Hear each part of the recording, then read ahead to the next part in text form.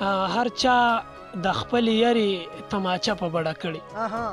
هر چا د خپل یری تماچه په بډه کړي د زور او د ناکامه یې پیسه په بډه کړي یا زما مدرسې ته خو په ټکي اګا نه یم یا زما مدرسې ته خو په ټکي اګا نه یم ما هر ځای کې قسم دی سپاره په بډه کړي یا زما مدرسې ته خو په ټکي اګا نه یم ما هر ځای کې قسم دی سپاره په بډه کړي قربان قربان مې شل پیرې د ژبې سره له راغې دې ذهن لیوني رانه ټپه په بډه کړي. السلامونه احترامات قدرمندو کتونکو میا ایاز احمد ما د میا ټي وي د یو بل نوي پروګرام سره قدرمندو کتونکو د میا ټي وي د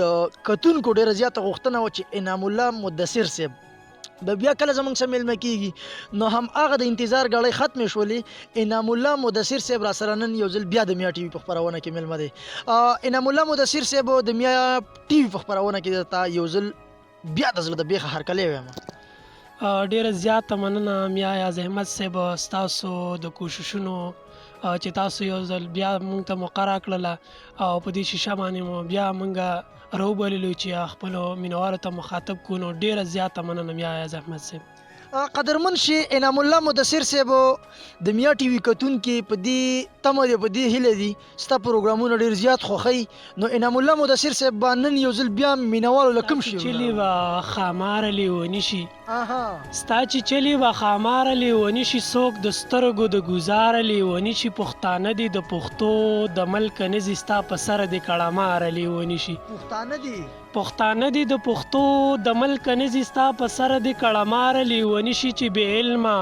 بې هنره رالویږي پښتانه خو به واکداره لیوني شي چې مجنون د لیلا سر کې عقل بیلو چې مجنون د لیلا سر کې عقل بیلو دوی دې هم د چا د پاره لیوني شي چې مجنون د لیلا سر کې عقل بیلو دوی دې هم د چا د پاره لیوني شي چې زما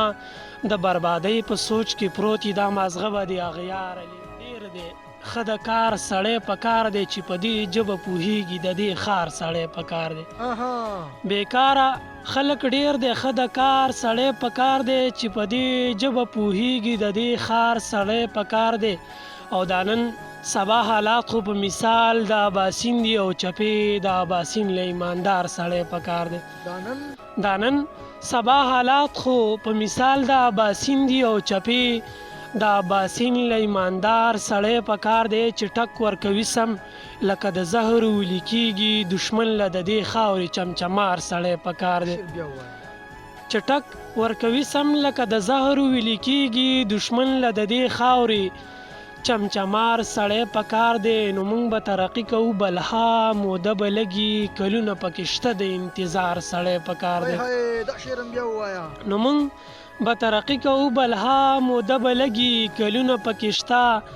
د انتظار سړی په کار دی نو دا نن سبا حالات خو په مثال د اباسین دی او چپې د اباسین له ایماندار سره د تورو په کړنګا کې لارو باسم پښتون یما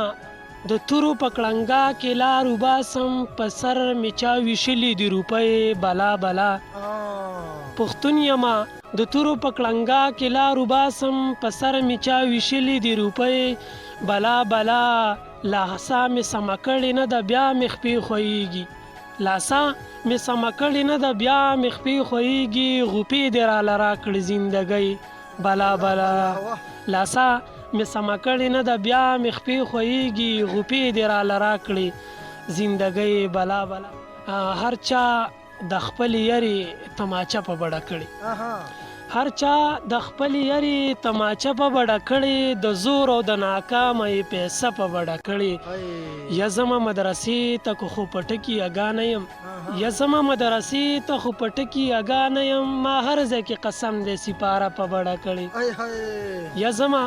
مدرسې ته خو په ټکي اګا نه یم ما هر ځای کې قسم دی سپاره په بډه کړي قربان قربان مې شل پیرې د ژبې سره له راغې دې ذهن لیوني رانه ټپه په بډه کړي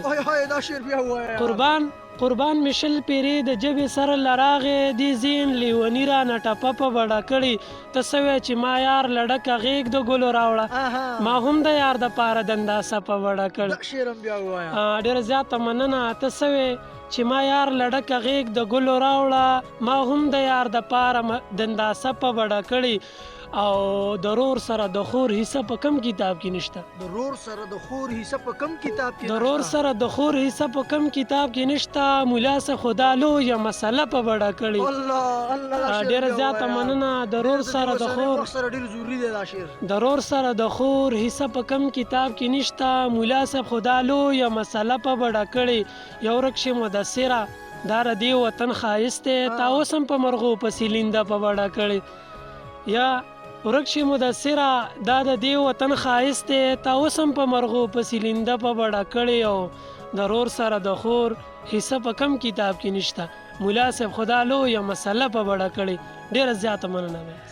ډېره زیاته مننه انعام الله مدثر صاحب. انشاءالله کو ژوندو بیا به هم د میلمه کوو. قدرمندو کتونکو دا کیوټ انعام الله مدثر چې تاسو یې شعرونه واورېدل د میا ټي وي پروګرامونه اورېدل کتل مه هېروئ. تر هغه دمه ما میا ایاز احمد له اجازت راکړئ چې چېرته مې ښاد آباد او بریالي اوسئ.